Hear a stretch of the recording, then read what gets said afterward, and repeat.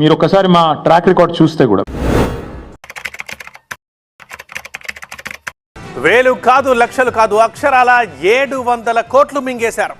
గొర్రెల పంపిణీ స్కీమ్ ని ఒక పెద్ద స్కామ్ గా మార్చేశారు. రైతులకు బదులు ప్రైవేటు వ్యక్తుల అకౌంట్లలోకి నిధులు మళ్లించారు. లిక్కర్ స్కామ్ లో మరొక సంచలనం చోటు చేసుకుంది. బీఆర్ఎస్ ఎమ్మెల్సీ కవితను అరెస్ట్ చేసింది ఈడీ. ఢిల్లీ నుంచి వచ్చినటువంటి ఒక ప్రత్యేక టీం దాదాపు 5 గంటలుగా హైదరాబాద్ లోని నివాసంలో సోదాలు నిర్వహించడం జరిగింది. అనంతరం కవితను అరెస్ట్ చేసింది.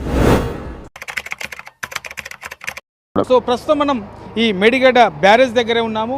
ఏదైతే పిల్లర్ కుంగిందో, పిల్లర్ నెంబర్ 20 అది పిల్లర్ కుంగిపోయింది. తర్వాత మొత్తం కూడా పర్రెలు పాసింది. మల్లన్న సాగర్ మంటలు ఆరడం లేదు. ముంపు బాధితుల వేదన అంతా ఇంతా కాదు. బాధితులు కదిలేస్తే చాలు కన్నీళ్లు ఉబికి వస్తున్నాయి. కడుపులో కష్టం, వారికి జరిగిన అన్యాయం కన్నీళ్ల రూపంలో పెల్లుబికుతుంది.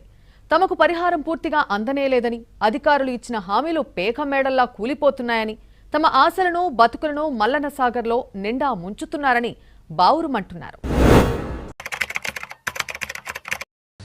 అన్నదాతకు బేడీలా ఎక్కడైనా ఎప్పుడైనా చూసామా? కానీ ఇది జరిగింది. అది కూడా ఎక్కడో కాదు, ఖమ్మంలో. మార్కెట్ యార్డుపై దాడి కేసులో అరెస్టైన రైతులను పోలీసులు ట్రీట్ చేసిన తీరు ఇది. అన్నదాతలంటే దేశద్రోహులా, దేశంపై తుపాకీ పట్టుకుని యుద్ధం చేస్తున్నవారా?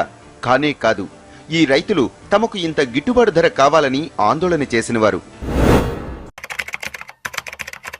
గత బీఆర్ఎస్ సర్కార్ హయాంలో జరిగిన ఫోన్ ట్యాపింగ్ కేసులో కొత్త విషయాలు వెలుగులోకి వస్తున్నాయి. అధికారం అడ్డు పెట్టుకుని బీఆర్ఎస్ చీఫ్ ఫోన్ ట్యాపింగ్ కథ నడిపించారనే ఆరోపణలున్నాయి. ఎమ్మెల్యేల కొనుగోలు పేరుతో బీజేపీ జాతీయ నేత బిఎల్ సంతోష్ ని ఇరికించే ప్లాన్ చేసినట్లు తెలుస్తోంది. అయితే ఈ ప్లాన్ ఫెయిల్ అవ్వడంతో పోలీసులపై గులాబీ బాస్ సీరియస్ అయినట్లు టాక్. బైపోల్ టైంలోనూ కీలక నేతల ఫోన్లు ట్యాపింగ్ చేయించింది బీఆర్ఎస్ సర్కార్. ఈ వ్యవహారంలో మీడియా యజమానులు సొంత పార్టీ నేతలను వదలలేదని విచారణలో తేలింది.